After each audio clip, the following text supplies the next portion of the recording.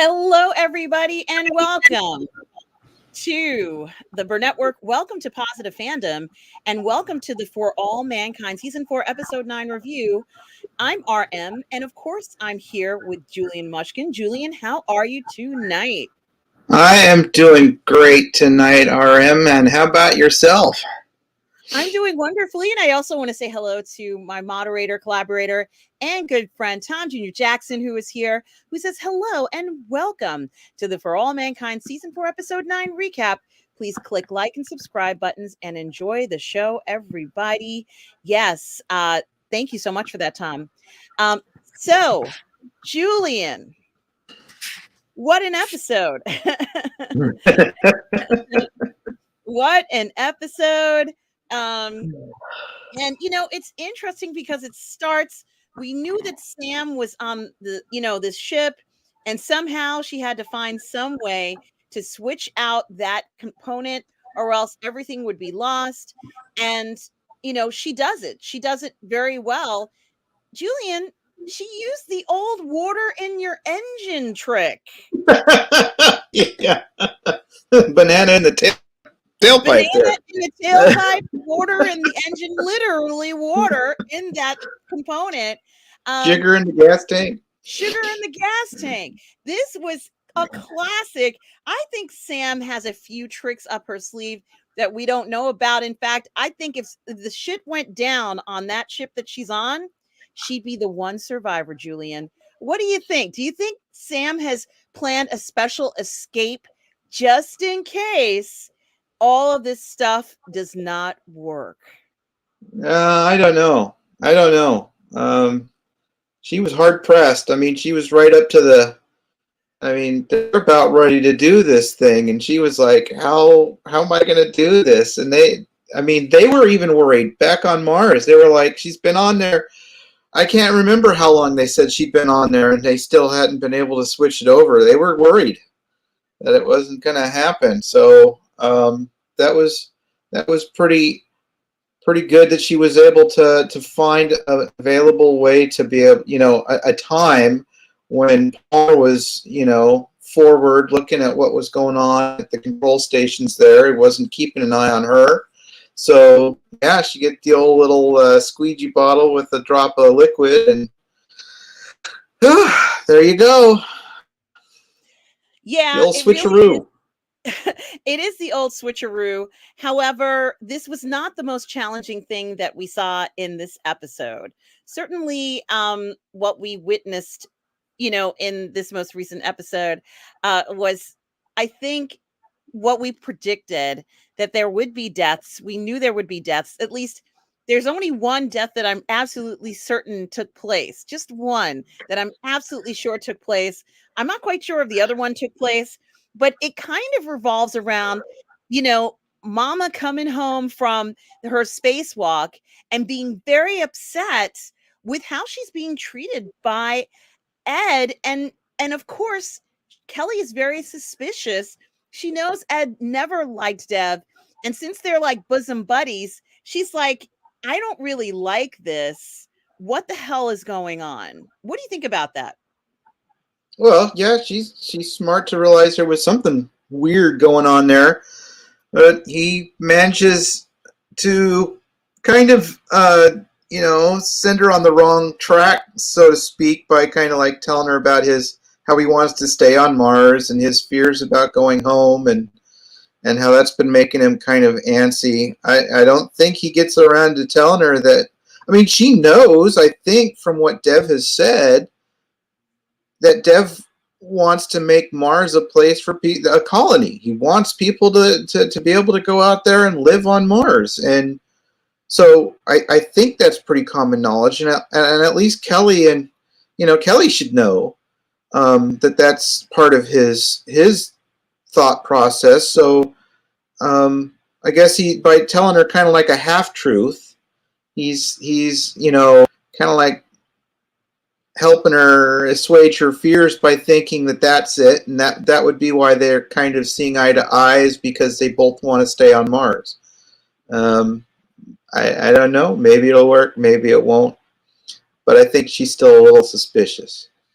She's totally suspicious of this. We've all been suspicious. Why are they bosom buddies? You know, they didn't think about what this would look like, and it's aroused suspicion in practically everybody.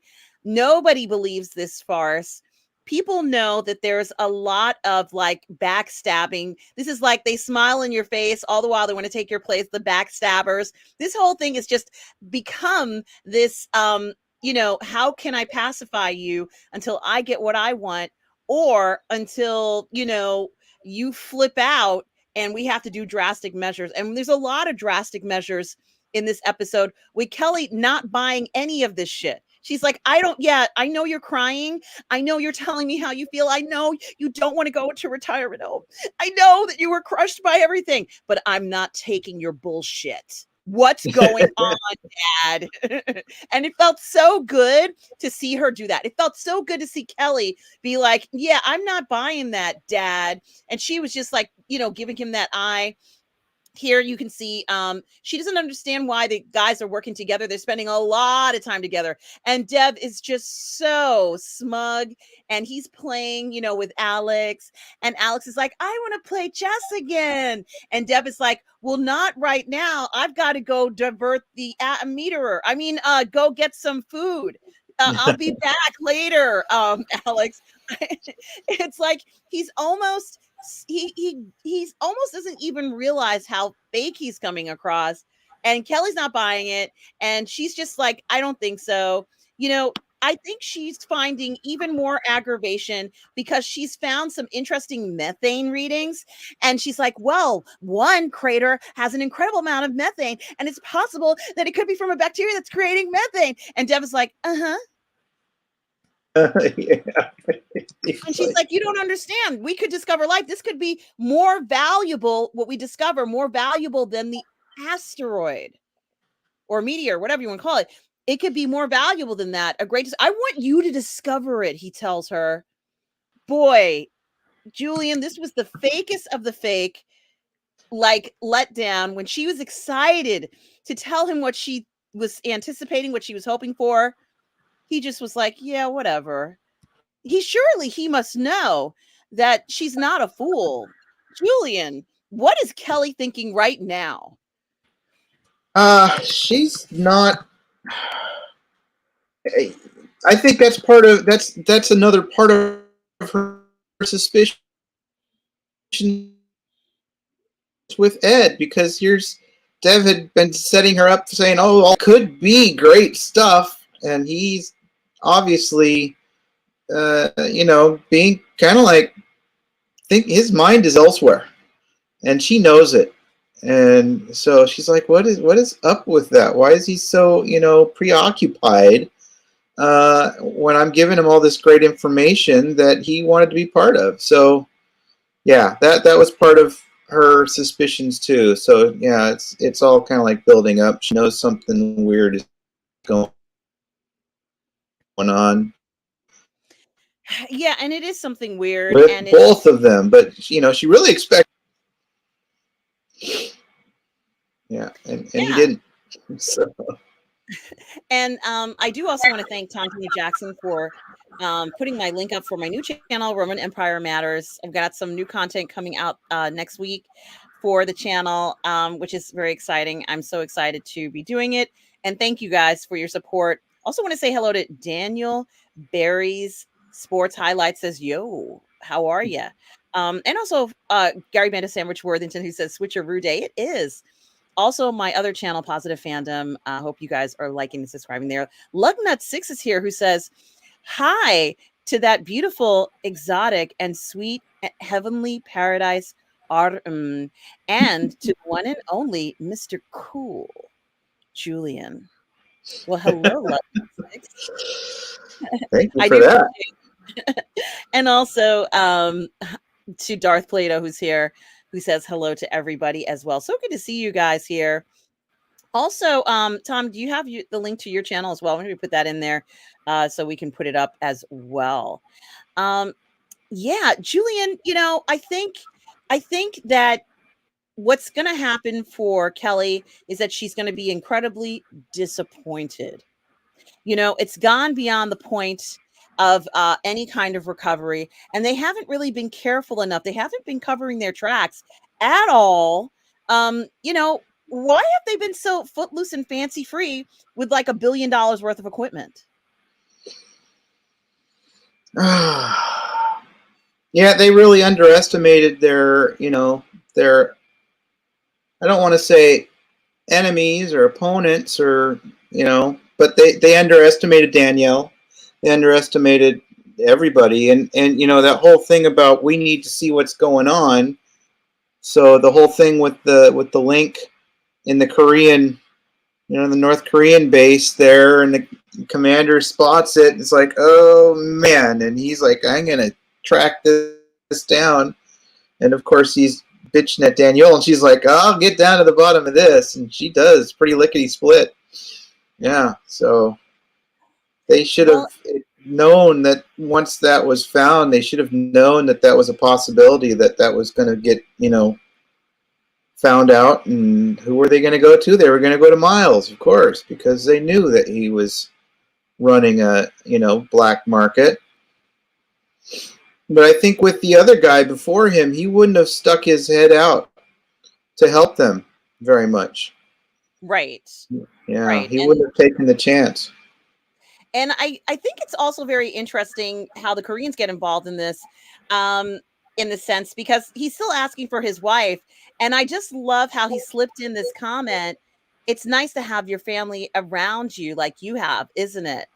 And I'm like, I think they've gone too far with him.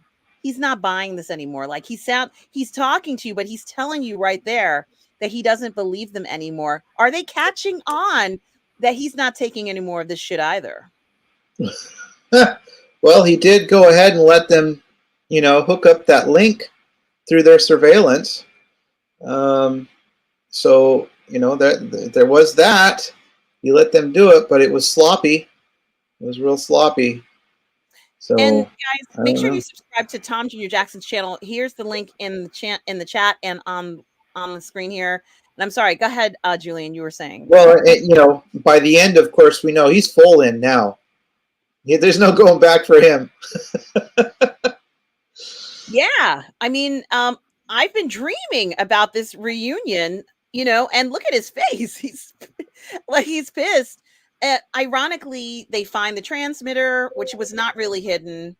And, you know, this relationship that Milos has with his contraband, if you will, gets discovered because this guy is so observant over some of the incredible footage that he's seeing, like people disappearing into elevators and never coming out. Even I caught on that. And if I caught on it, it was overly obvious. Okay. Because I am not kind of the Mission Impossible kind of person. If I could see that, if I could see there was a discrepancy, then surely, you know, everybody on earth could see this. And this guy's going down there. He's looking. He's like, where's that located?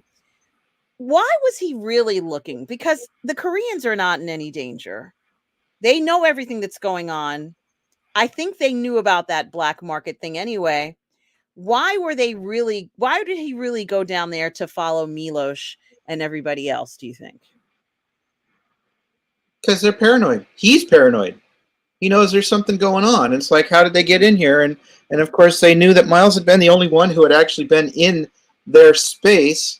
You know, I don't know why he didn't make an assumption that his comrade, who had been with, you know, the Westerners before, you know, on the early mission to Mars, why he might not be. It's like he made an assumption that his comrade hadn't, you know, gone back, you know, or was still a you know, a faithful servant of the people, so to speak. But not only that, but you know, the Soviet and NASA, you know, the personnel there in Happy Valley, they got complacent. They thought, you know, they weren't looking as hard at the camera evidence as this guy was, because they were like, we locked this stuff off. They can't get, you know, through. They were sure that they'd been able to lock everything off and close off those dark, you know, deeper sections of the base. So no, they got complacent and they thought it was all good. So they weren't looking. He was just like a, you know, a hound on the hunt there. He's like, I'm going to find out what's going on. because I know it's this guy. He must have. What did they want doing this? Why? And so yeah, he found that evidence. I don't think anybody else would have seen that. They weren't looking for that. They're not expecting it. They see someone get on an elevator and they go, you know. And they also didn't want to see it.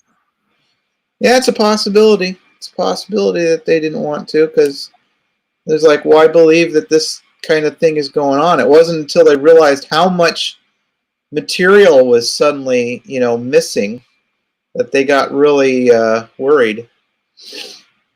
Yeah, and Milos is under the radar, but he's as cool as a cucumber, and this poor guy ends up getting strangled by his own man. I'm assuming he's deceased. I'm not going to say he's definitely deceased, but he looked like it was Yeah. really, really difficult. And honestly, I don't know how or why. Why they just didn't tie him up? They didn't have to kill this man. This was a desperate act, Julian, and I don't think they were prepared. No one talked about, well, what if somebody walks in on us while we're doing this? Why weren't these discussions had, and why didn't they have a guard for security, Julian? Well, everybody's complacent. Remember, I've been mentioning how I'm uncomfortable with how complacent everybody seems to be throughout the whole season. I'm like, why is everybody so complacent about going about this stuff with everything? The whole attitude towards how they're doing. I don't know if he killed him either. It's possible that he just subdued him to unconsciousness. One would hope so, but if that's what happened, they are going to have to tie him up, secure him, put him somewhere to keep him out of the way until they achieve what they're planning to achieve. So I don't know. We may have had either one, at least one definite kill, murder, death, kill, and maybe we've had two. I don't know. Yeah. No, this is a good point. And I'm also wondering, when it comes to Alita, she's fed up with this. She doesn't want to pass notes for Margot and Sergei. Sergei is completely obsessed with Alita, and I get it. I mean, Margot, and I get it. I almost get a sense that Sergei is in love with her after what we experienced in this episode. But Alita's like, look, I'm done. I've done everything I can. But then she asks them to go to her house. Yeah. Julian. It was crazy. I'm surprised that Margot's handler didn't insist that he come inside with her. I mean, that's really lax. It's like, oh, I'm going to go and be, somewhere where you can't see what the hell I'm doing, engaging with, these Yankee Westerners with my, former country people, and who knows what kind of messages we might be passing back and forth, and you won't know it. I'm like, well, that was darn convenient to let him, do that. Well, the first thing that I was thinking was, it's potluck at Alita's, but then I thought to myself, is Sergei in on the asteroid Mars scheme? Because he's suggesting things that I was not expecting. He has his own agenda. I mean, I love Carnival in South America. I love all that. But Julian, were you expecting Sergei to say, let's go ahead and hop to another country? I mean, Sergei's already been, kind of causing issues the first time around. I just can't believe he thinks that everything would be smooth going for him. Were you surprised when he told Margot, let's run away to Brazil? He was very optimistic, a little bit too optimistic. He was not being realistic in his appreciation of the situation. Let's just put it that way. Yeah, and I think what's really even more interesting about it is that it seems like Margot's going along with this. And I'm not necessarily saying that she should or shouldn't. It's just that I didn't get the impression from Margot that she wanted to go anywhere else other than the United States. So I was a little surprised when she was on board with it. And it's not a surprise that Danielle did an inventory and they found stuff missing. And, I think Eli, who's head of NASA, seems to have figured out that if there's missing product, there must be something going on. And so you have these agents who are activated. I'm just seeing if I can find it.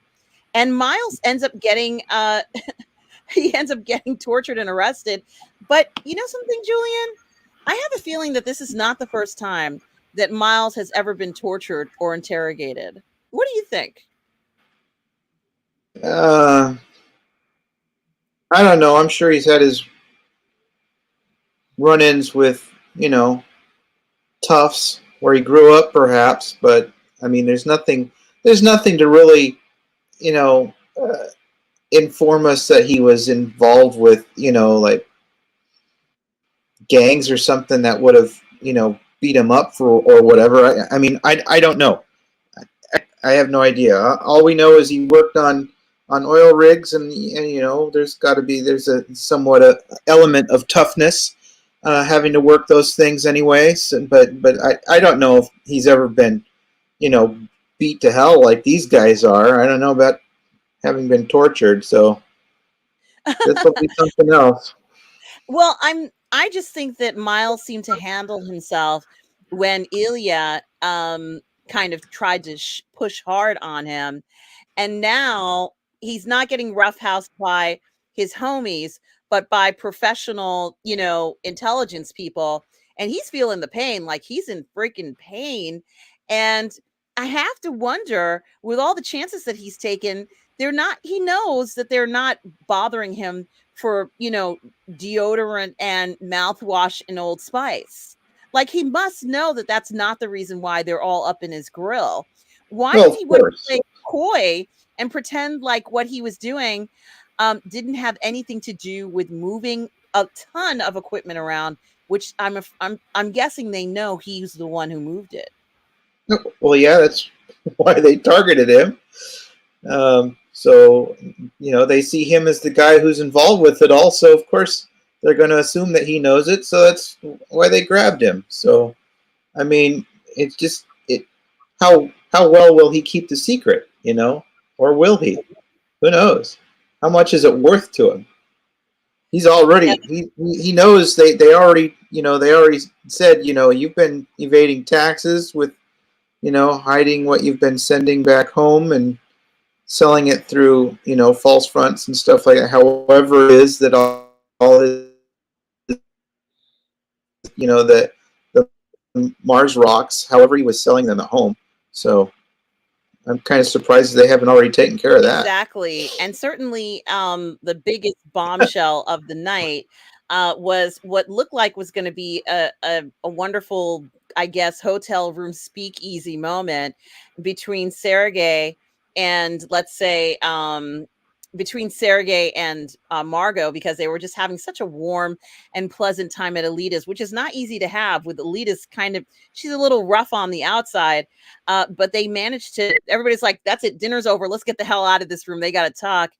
And they made their rendezvous situation. She's looking at, Brazilian space program.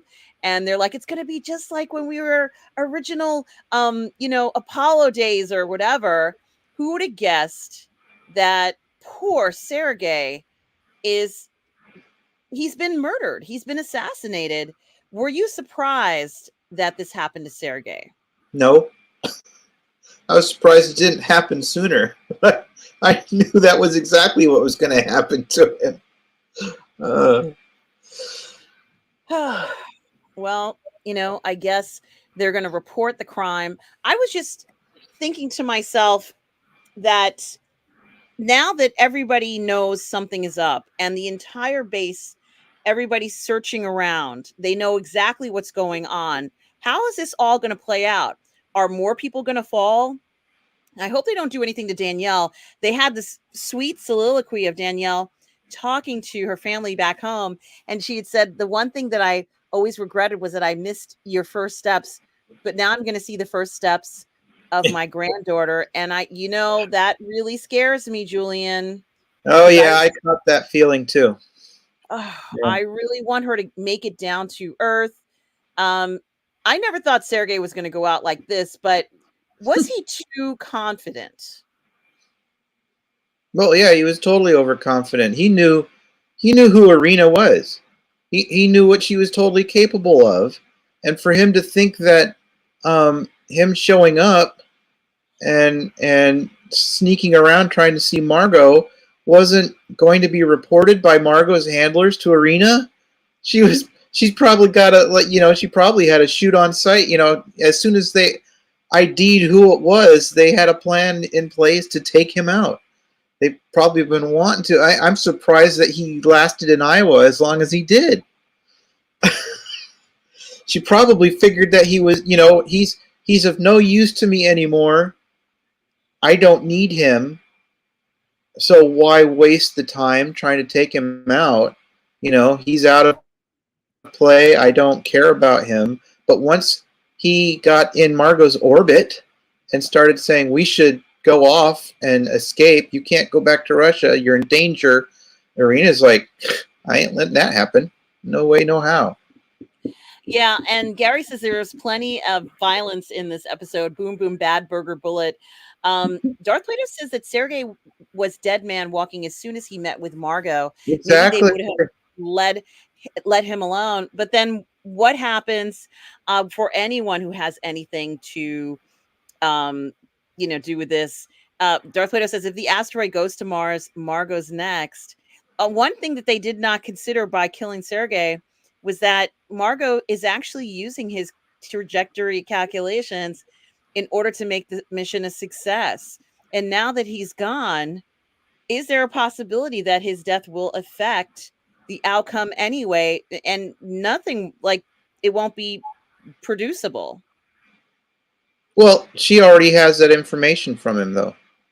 So I don't know how much more he would have been able to add to the situation for bringing the asteroid in. I think he may have been valuable once they catch on that the asteroid is being taken for a ride. They might not be able to do anything. It's possible that he might have been able to help them avert that, or do something to stop it from happening. But now he's gone, so he's not going to be of any use to anybody. So I don't know. When he was about to enjoy his meal, it seems so sad. Sergei has, there is another element to this that's was a little awkward, was that he was obviously going to leave his wife for Margot. It almost came off as very, I don't really know what to think of Sergei. I mean, I just don't know what to think of him, truth be told, in the way that he may or may not have been trying to accomplish this. And as Darth Plato says, if the asteroid goes to Mars, Margot's next, meaning she will be unfortunately taken out. I'm guessing that's what you mean, Darth Plato. And David C. Hey, David, how are you? Says his death will be motivation for Margot to go after and destroy Irina Morozova. Now, I was saying that before, Julian. I said, what if Margot goes back to Russia and she doesn't go out? She just doesn't want to lay down and go out. She might want to strike at Irina and just be like, I came back here for you. Do you think she'll even see Irina? Like Sergei says, you won't even see her. What do you think? Her trying to take out Irina would be like a Boy Scout trying to take out a Navy SEAL. It's like, give me a break. She's not equipped for anything like that, and she doesn't think that deviously. It's not in her nature. She might be very angry about it, but I don't think she has anything in her repertoire of skills to be able to do anything about that. So, well, Darth Plato makes a good point about the only thing that Margot can do to Irina is to drop the asteroid. Do you think she'll mess it up because after she finds out what has happened to Sergei? you know what? I don't know what the timeline is as far as when everything is going to happen. It depends on how soon she finds out. She didn't know where Sergei was staying, and so it may be days before she finds out anything about Sergei, and by then the plan could already be in operation. And once that happens, it could be too late. Oh my goodness gracious. It could be too late. David C says the writers will find a way for her to take down Irina. That's very interesting, David, what you're saying. And I would love to see that. Darth Plato says Margot will hear about it in the news. I think they will identify Sergei and she'll see it and she'll be eating her hamburger. And she'll go, never be able to eat hamburgers again. It'll come out that he was shot while eating a hamburger, and then it'll throw her off hamburgers for the rest of her life. Oh, he had his McDonald's Big Mac there, I think. That is the best. Honestly, Danielle really came through when it comes to just normal operations, allowing her to run the space station effectively. And of course, she along with her inventory group noticed a discrepancy, but she also stated that when she goes back to Earth, she's going to make sure that her grandchildren watch Star Trek.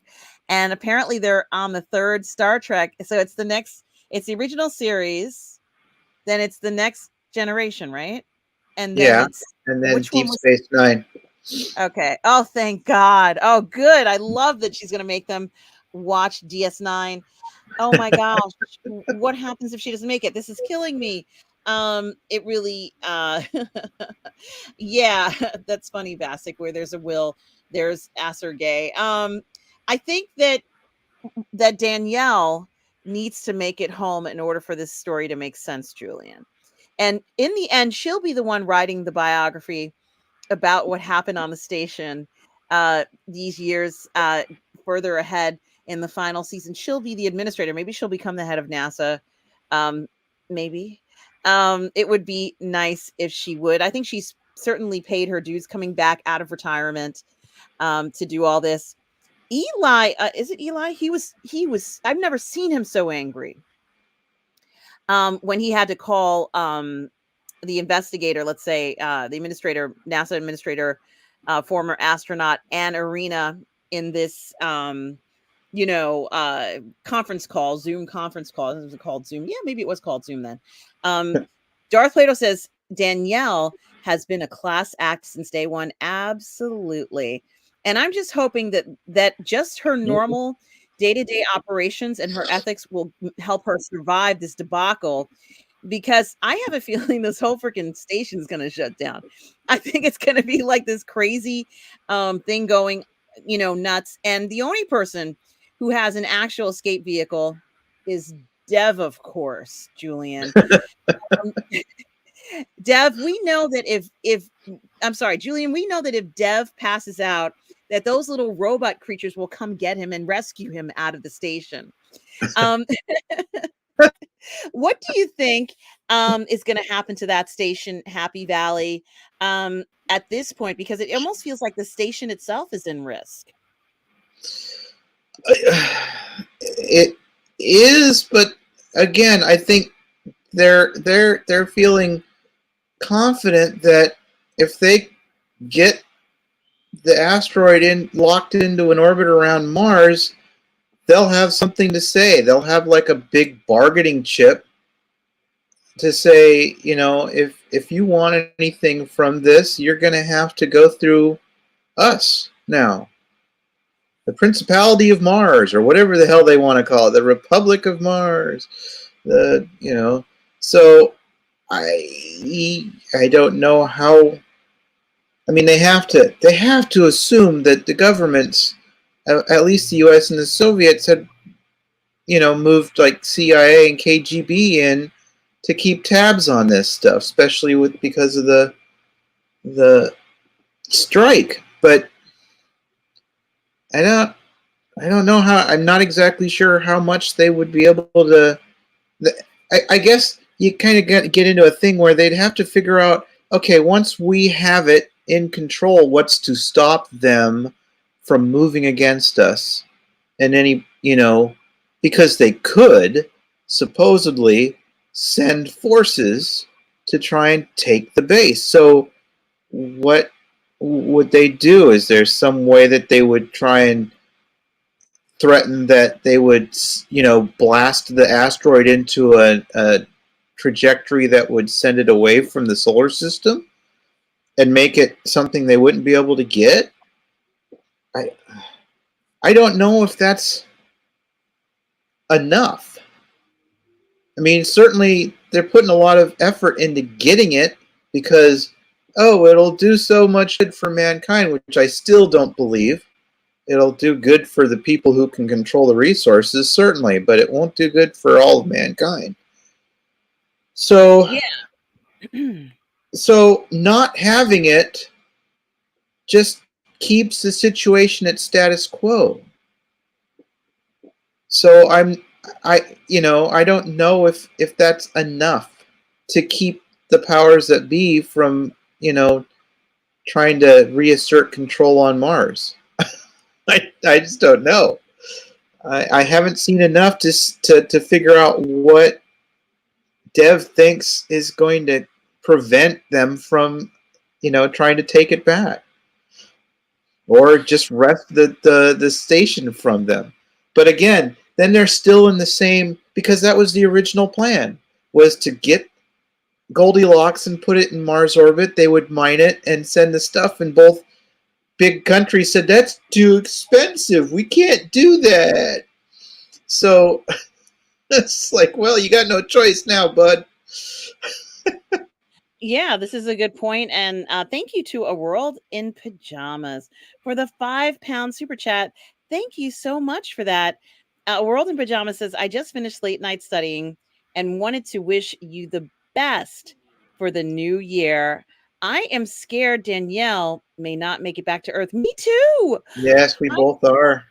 Oh my gosh, I'm really scared. I think, what if Danielle does like something crazy like sacrifice herself for this? I think, we've had enough heroes on the show. I don't want Danielle to be one of those people. I think she's done enough already. She's already broke her arm so somebody could go home. Um, will she end up being a martyr, Julian? I would hope not. I think it would be for the wrong reasons. But because I really don't. Sure, U.S. and Soviet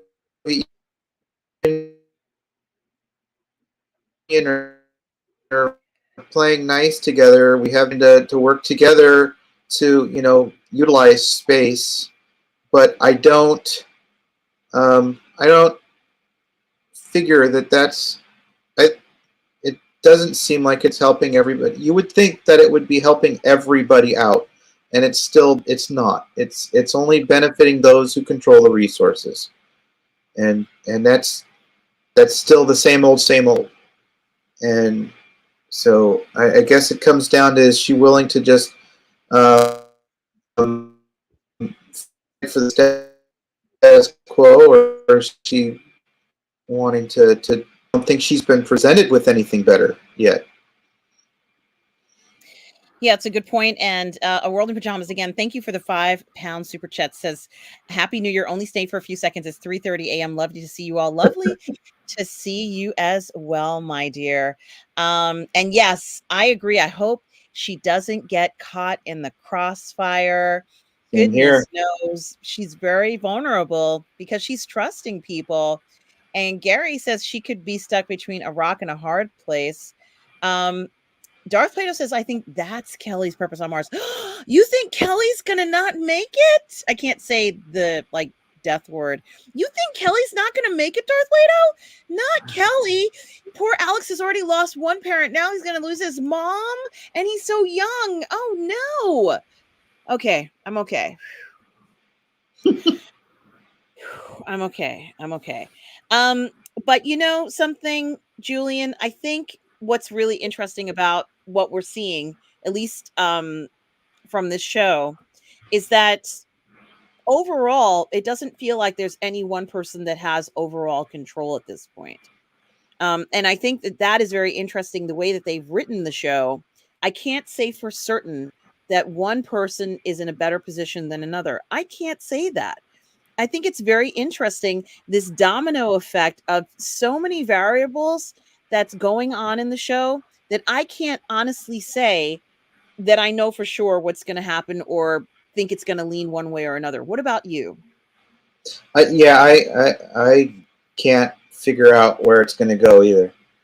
I'm really intrigued to find out. Is their plan going to go off without a hitch? Well, it's not going to go off without a hitch, but is it going to work? Is it going to work without creating some sort of catastrophe that's going to put a whole bunch of people in danger?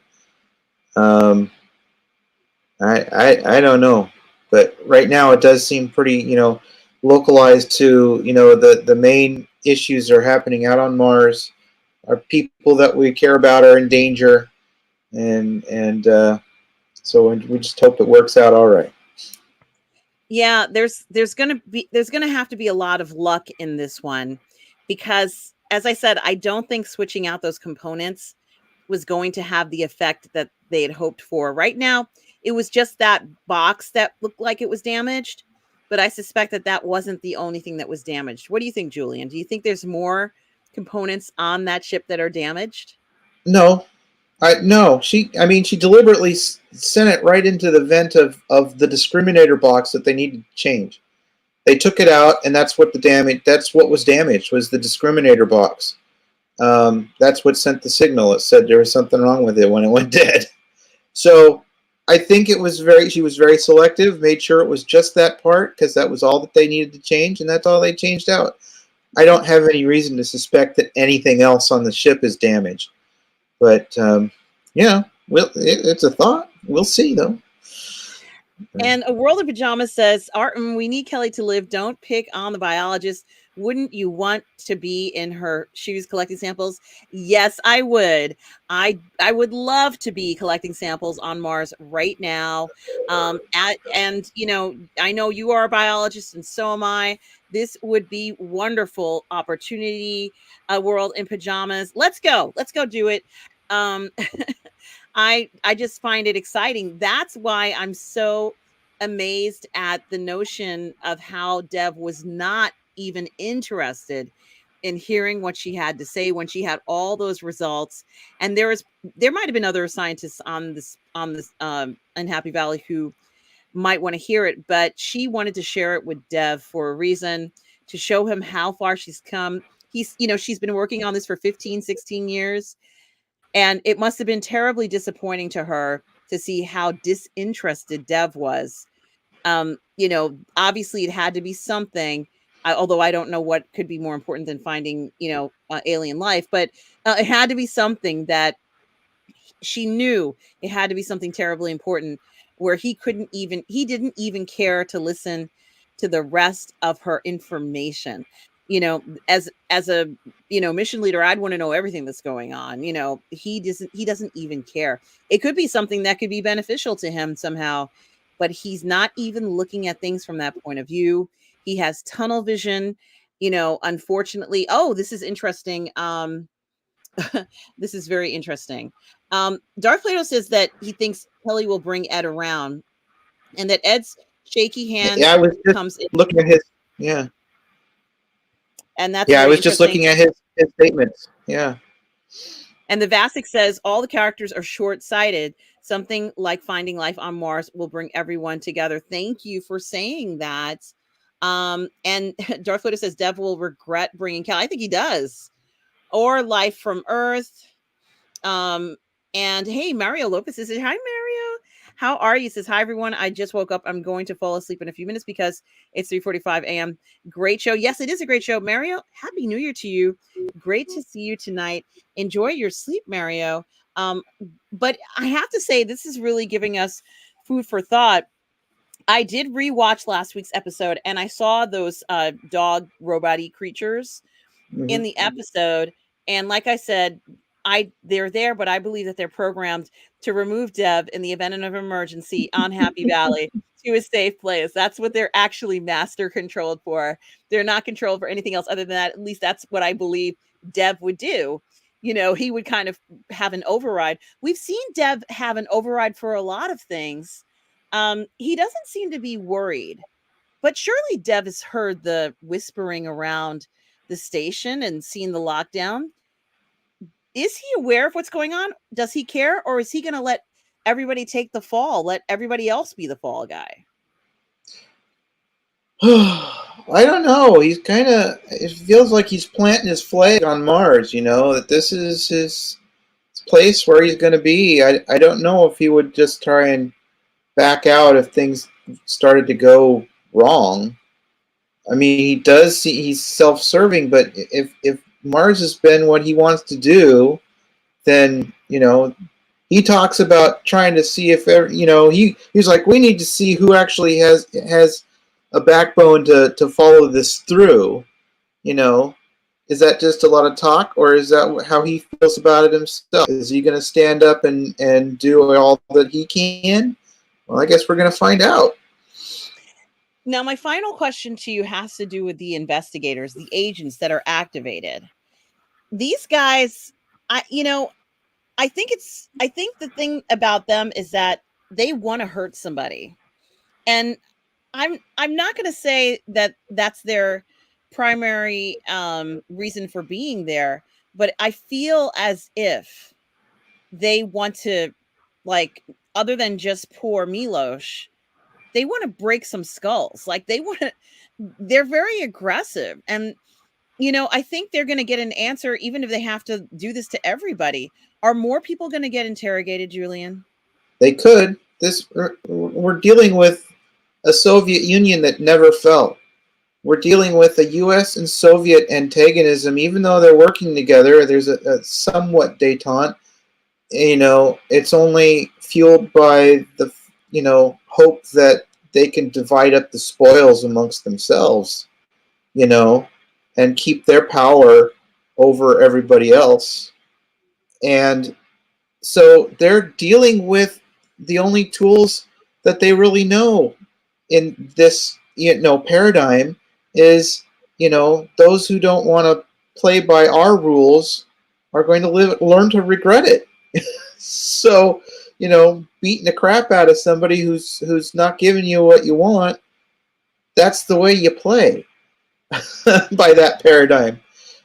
So it's no surprise that they decided that's what they were going to do to him almost right off after he didn't give them any information. And Danielle seems to be the only person who knows, who they are. So she has the inside scoop on this. And they're pretty sure. I have a feeling that these guys are pretty sure they already know what's going on. Do they, Julian? Do these agents know there's a second operation going on right there in Happy Valley? Yeah. Well, no, I mean, they've been told by their governments that there's a danger to their government's interests. And the way they're seeing it, of course, because of what happened before, like with the bombing at Johnson Space Center, they're assuming that it's some sort of, they mention it, they're so afraid it's a terrorist type thing that's going on. They're thinking that somebody's going to, and they're trying to figure out what's going on. I mean, they were talking about, these are the Danielle and the others, they were talking about how these are our shipmates up there and we don't want anything to happen to them. So they're assuming the worst. They're assuming that somebody is plotting to do something to the ship instead of what's actually being planned. And so for all they know, they're just trying to ferret out a terrorist, cell type of thing. And well, we know how we treated, certain people down in Guantanamo and other places over the, past years. Will there be like a Guantanamo Bay in Happy Valley? Oh, that's a thought. I don't know if they have personnel for it. I mean, we've already had an astronaut exiled on Mars once. Could it happen again? I don't know. I think at this point there might be kind of like a backlash.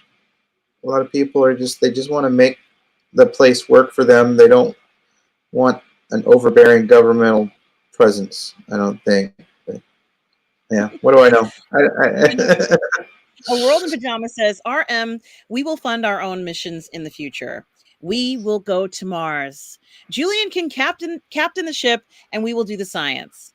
Only teasing. I think Ed may have dementia. Hence manic decisions. Yeah, I'm fine with this. A World in Pajamas. I'm totally fine.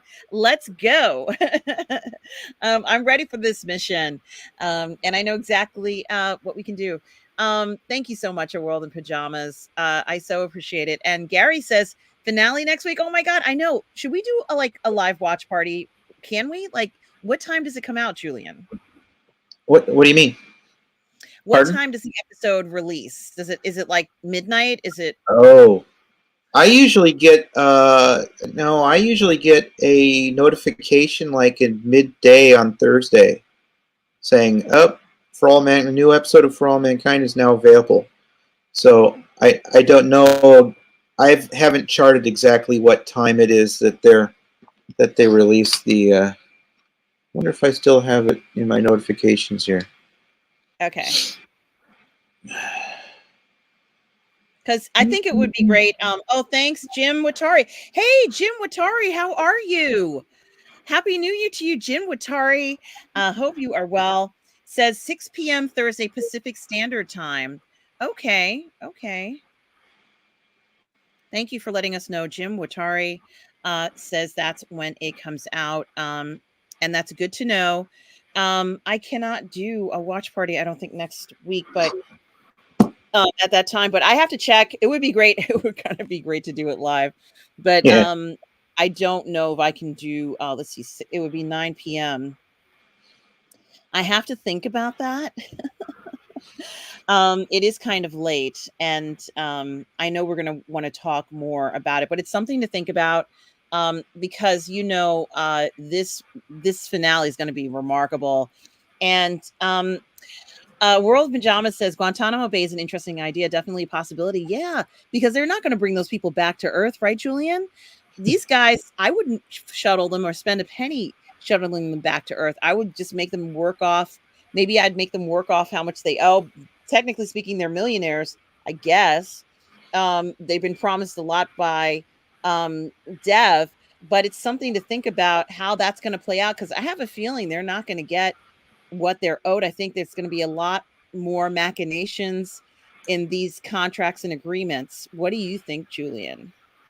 Well, so I guess it depends on what rightly can Dev do regarding control of Helios assets, the rockets, the ships that they're using to go out and back and forth to Mars. How much is are the Earth, the M7 group, how dependent are they on Helios for that work? So, have they just kind of relegated everything to Helios and said you're kind of like portioned it out and said you're in charge of building all the ships, because that was the big stick point when they were talking about doing it around Mars in the first place. When they looked at how much in new capital investment it was going to take for new ships to build and resources and personnel and all that, it sounds like the U.S. and the Soviets are not really into the spaceship building business anymore. So if they've relegated all that to Helios, then Helios could say, I mean, sure, they could take over Helios and try and control it and do that if they wanted to get back at Dev if the asteroid capture is successful. But what if Dev has something that, some sort of virus that would worm into all the software, and he says, you guys, if you touch any of our stuff, it's going down. It's not going to work for you. That is something that I could suspect that he might have thought about. If he thought about this in advance enough, perhaps he could have put some sort of ticking time bomb in there that it's like, if things don't go the way we want, they're going to try and do this. It's like the chess game, thinking moves ahead. Maybe Dev has been thinking moves ahead of what's going to happen once we take this rock from them. What are they going to do? And maybe he has foreseen that if they're dependent on Helios and they try and get Helios wrested away from him because he's on Mars, he might have something that would stop that from happening. And then they'd be at square one trying to get back out there to stop them. Absolutely. And A World in Pajamas says, could you see Margot going to Mars? I could see her doing that, but she doesn't like space, right, Julian? She hates it. That would be like something she would despise. But she has to, I think she probably should leave the Earth after everything that's gone on. I don't think any place on Earth is going to be safe for Margot. Did she And actually say she doesn't like space? didn't she say that? I don't remember that hearing anything about that. I don't know. All right. Well, if Maybe anybody in the chat knows, does Margot say that she doesn't care for space, or maybe I'm thinking of a different character in a different show? But maybe it's air flight or something that she doesn't like. I don't know. And it's something to think about. But Earth is not a safe place for her. John says, I was surprised at Sergey being shot. Yeah, it sucked, didn't it, John? That really was a zinger. Especially since he was so damn happy. Oh, gosh. And Darth Plato said, hold on, Guantanamo Bay happened because the inmates were from places that weren't at war with the U.S., which is why they were held indefinitely. The situation on Mars is different. True. And you two, World in Pajamas, a lot of us were surprised. Gary says there's no burgers.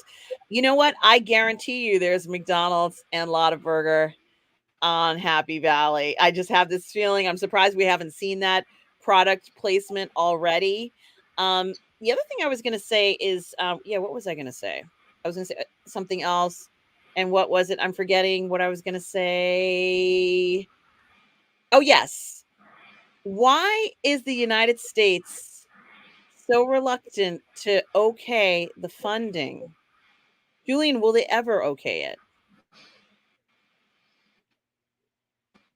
Oh, the funding to start building new or replacement stuff for things that are phasing out.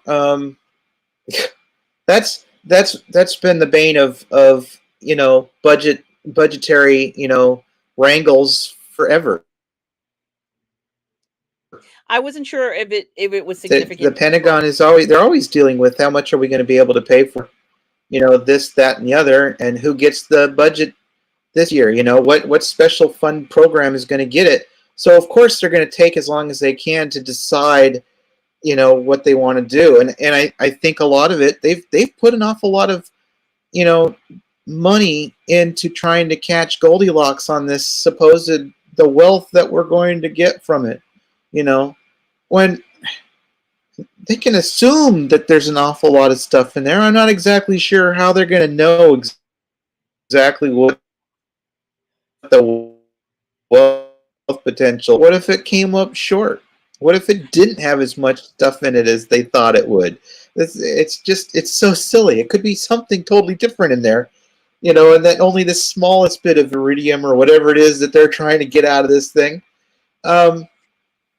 But I can see they've put a lot of money, both governments have put a lot of, money and hope into getting this thing. And so they're probably like, well, if we can't get it, if it doesn't go right, do we really want to put money down for building more, ships for Helios?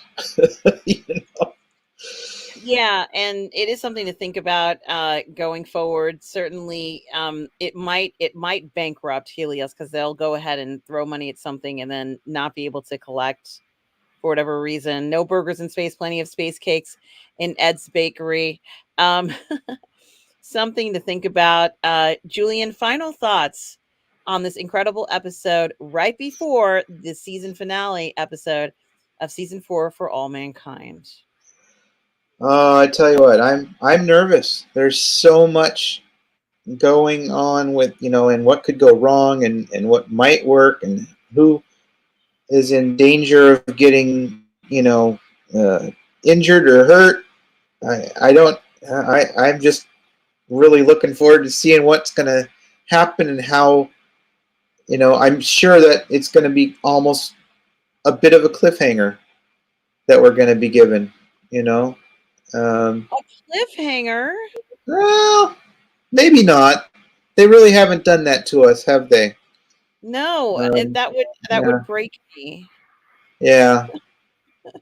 Well, it's either going to work or it's not. But you know what? I, I think somehow they're going to get away with it. Gary says a rock hanger. I want to thank A World in Pajamas for the super chats. Thank you so much, A World in Pajamas. I so appreciate your generosity tonight. I also want to thank Tom Jr. Jackson, our moderator, collaborator, and good friend, for being here as usual. We are all goof people, Tom. Certainly do appreciate you being here as well. I want to thank everybody who was in the chat here tonight. No, I don't know the runtime. Does anybody know the runtime of the season finale? I have no idea how long that will be. I'd have to look. Does it say on the screen when you look at it? I guess I could look. It says on the screen how long the runtime is. 1 hour and 16 minutes. It's 1 hour and 16 minutes for the final perestroika. Season finale, tensions on Earth and Mars come to a head. Yes. Um, and thank you. Perestroika, that's telling. Yes. Uh, A World in Pajamas for another £5 super chat. Really? Thank you. Says, I need to go. I'm tired, but I could discuss this show with you for some time. I love it. Take care. Same to you, my dear. Such a pleasure. Definitely reach out to me. I hope I have your right email address. We have a lot to talk about. Certainly, it'll be nice to talk to another biologist out there. And I hope you have pleasant dreams, my dear. And Basic says, yes, nice. Isn't it great that we have an extra long episode? An hour and 16 minutes, that's almost like a movie length. But they certainly have been generous with these episodes, Julian. We've been getting a lot of content here, and I've been loving every minute of it. I am so grateful for what they've provided. One of the best seasons ever, and certainly a lot to think about. A lot to think about as Danielle wants to go back home and show her grandkids Deep Space Nine. Yeah. So, right? I mean, that's the third one, Yeah. right? She wants her grandkids to be Deep Space Nine. Yep. You everybody for being here. Julian, of course, thank you as always for being here as well. Really enjoy reviewing this and many other things with you too. Of course, you're going to be joining me on Roman Empire Matters, my other channel as well. I'm looking forward to that. And guys, please to subscribe to the Burnettwork, to Positive Fandom, Roman Empire Matters. Do check out Julian here on the Burnettwork on Positive Fandom. Where else can people find you, Julian? They can find me on Instagram, and they can find me on Facebook, Julian Mushkin. And they can find me here on YouTube as Mushjul is my handle. So yeah, or write some comments in on any of our streams there. Through the stuff we've talked about before, which is always fun. It was very lively conversation in the stream tonight. That's for sure. In the Absolutely, chats. guys. It was great hearing everybody's comments and concerns and what you thought would happen and what might not happen. Certainly, let's see who survives the end of season 4 of For All Mankind. And please let Danielle make it home. Please let her come home safe so she can raise another little Trekkie. Guys, thank you so much for the support and everything. And remember, everybody out there, no matter where you are in the galaxy, always remember to please be kind. Take care, everybody.